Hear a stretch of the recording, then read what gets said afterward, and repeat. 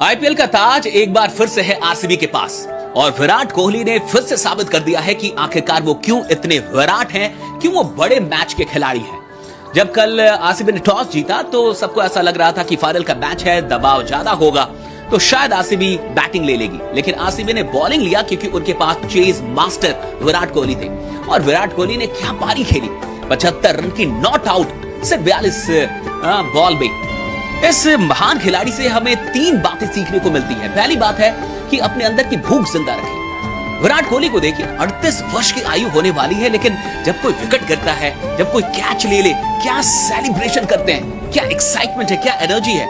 इनके अंदर जीतने की भूख आज भी जिंदा है, जिसके चलते विराट कोहली सच में गोट है। दूसरी बात जो हम सबको सीखनी चाहिए वो है पेशेंस रखिए, धैर्य रखिए। वक्त आएगा तो हालात बदलेंगे और वक्त सबका आता है। 17 साल लगे एक ही फ्रेंचाइजी में, कितनी क्रिटिसिज्म को झेलना पड़ा आरसीबी को, कितनी मतलब आलोचनाएं हुई हैं, कितनी बुराइयां हुई हैं आरसीबी की, लेकिन जब वक्त बदला है तो लगातार बैक टू बैक ये दूसरा आईपीएल ट्रॉफी आरसीबी के पास है। और तीसरी चीज, जिम्मेदारी उठाइए।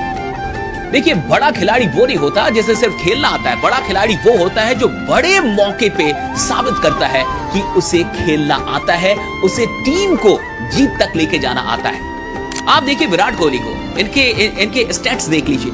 2023 से जब भी इन्होंने किसी भी चेज वाले मैच में अर्धशतक बनाया है तो 10 में से 9 मैच आरसीबी जीती है। और यही कल भी हुआ, नॉट आउट रहे 75 रन और अंत में तो क्या 6 12 और आरसीबी को ट्रॉफी दिलाई। तो मैं आप सबसे कहूंगा कि इस खिलाड़ी से ना बहुत कुछ सीखने लायक है। अगर आपको भी विराट कोहली पसंद है तो जरूर यहां कमेंट में मुझे बताइए। सूरदास जी रोजाना सुबह मदन मोहन जी के सामने जाकर के और भगवान का वैसा वर्णन करते थे जैसा भगवान का श्रृंगार होता था, जबकि सूरदास जी को तो दिखता नहीं था। तो जैसी पोशाक भगवान ने पहनी होती, जैसा मोर मुकुट धारण किया होता, जैसी माला पहनी होती, सब वर्णन करते थे अपने पदों में और सब लोग सुनते थे। सुबह सुबह सूरदास जी आकर के वर्णन करते हैं भगवान का। तो कुछ लोग ऐसे भी होते हैं जिनको शंका होती है कि यार कुछ तो गड़बड़ है। तो कुछ लोगों को लगता था ये सूरदास जो है ना, ये बेवकूफ बनाता है, ऐसा नहीं कि इसको दिखता नहीं है, इसको सब दिखता है, तभी तो ये वर्णन कर देता है। और ये लोगों को बेवकूफ बनाता है प्रसिद्धि प्राप्त करने के लिए कि मेरे को तो दिखता नहीं है। तो उन्होंने आजमाना शुरू किया, कभी सूरदास जी के आगे आ जाते, कभी टांग अड़ा देते, कभी कुछ कर देते। लेकिन सूरदास जी तो सूरदास जी थे, अब उनको तो दिखता ही नहीं था ना सूरदास जी को। तो एक ने कहा कि यार हो सकता है कि गोस्वामी जी से ये रात को पूछ के जाते हो कि कल श्रृंगार कैसा करोगे और सुबह वर्णन करते थे, तो गोस्वामी जी के पास चलते हैं। तो ये सब गए गोस्वामी जी के पास और गोस्वामी जी को जाके बोला, गोस्वामी जी ये जो सूर है तो आप इसको सब कुछ बता देते हो ना। तो गोस्वामी जी ने कहा कि नहीं, सूरदास जी को तो मैं क्यों बताऊंगा, सूरदास जी जब भी आते हैं तो ठाकुर जी का वर्णन करते हैं, उनका तो प्रेम है उनके साथ, मैं क्यों बताऊंगा। तो बोले कि ठीक है, कल सुबह है ना आप वैसा श्रृंगार करोगे जैसा हम कहेंगे। तो गोस्वामी जी ने मन में सोचा कि हो सकता है इसमें भी ठाकुर की कोई लीला हो, तो ठीक है मान लेता हूँ। तो अब ये लोग जो है सुबह आए, गोस्वामी जी को बोले कि गोस्वामी जी आज ठाकुर जी को कोई भी पोशाक धारण मत करवाना। गोस्वामी जी बोले मतलब, बोले कि आज कोई पोशाक धारण नहीं करेंगे ठाकुर जी। तो गोस्वामी जी ने कहा कि ठीक है। अब गोस्वामी जी ने जैसा इन्होंने कहा वैसा मान लिया। अब मंदिर के पट खुले, सूरदास जी भी आए। सूरदास जी जैसे ही मंदिर में घुसे, देखे, मुस्कुराए और गर्दन नीचे कर ली। अब गर्दन नीचे कर करके आगे बढ़े तो सब इंतजार कर रहे हैं कि सूरदास जी बोलेंगे, अभी पद गाएंगे। तो सूरदास जी चुपचाप खड़े, मंद मंद मुस्कुरा रहे हैं। तो इन लोगों ने कहा, सूरदास जी आपका इंतजार हो रहा है, आप पद गाइए ना, भगवान का वर्णन कीजिए ना। तो बोले नहीं आज रहने दीजिए। बोले अरे नहीं आप वर्णन कीजिए ना, हम इंतजार कर रहे हैं। बोले अरे नहीं आज ठाकुर दूसरे ही मूड में, रहने दीजिए। तो बोले कि अरे सूरदास जी वर्णन तो करना पड़ेगा, आपके पद सुनने के लिए हम खड़े हैं। पता है सूरदास जी क्या बोले? बोले कि आज हरि देखो नंगम नंगा।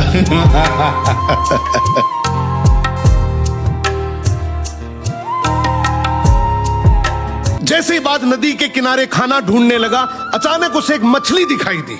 बाज ने फौरन झपटा मारा और उसे अपनी चोंच में पकड़ लिया। अब जैसे ही वो उसे निगलने लगा, मछली थोड़ी बड़ी थी और उसके मुंह में फंस गई। ना वो अंदर जा रही थी और ना बाहर निकल रही थी।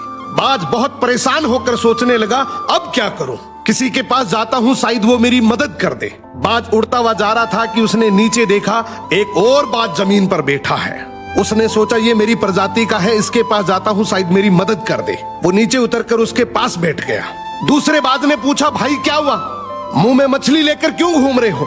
पहले बाज ने इशारे से कहा कि इस मछली को निकाल दो। दूसरे बाज ने अपनी चोंच से मछली निकाल दी।